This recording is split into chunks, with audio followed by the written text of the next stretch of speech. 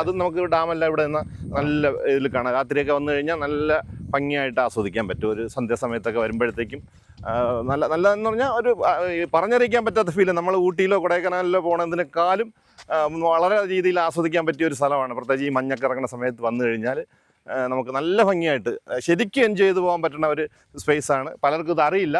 ഇനിയിപ്പോൾ ഈ ഫേസ്ബുക്കിലും ഇതുപോലുള്ള മാധ്യമങ്ങളിൽ കൂടെ ഒക്കെയാണ് ആളുകൾ അറിഞ്ഞു വരുന്നത്.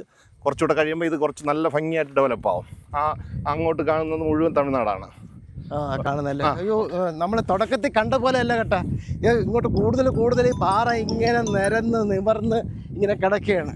ഓരോരോ ടെറേനായിട്ട് ഇങ്ങനെ അടുക്കടുക്കായിട്ട് കിടക്കുകയാണ്. അതിമനോഹരമായ ഒരു ഇടം തന്നെയാണ് കേട്ടോ. ഈ ശരിക്കും പറഞ്ഞാൽ മഞ്ഞുള്ള സമയത്ത് തന്നെ വന്നിരുന്നെങ്കിൽ ഇതിനേക്കാളും നല്ല. ഒരാൾ വന്നു കഴിഞ്ഞാൽ അവർക്ക് ഇവിടെ നിന്ന് പോകാൻ തോന്നില്ല എന്ന് പറഞ്ഞാൽ നമ്മൾ മറ്റെല്ലാം മറക്കും.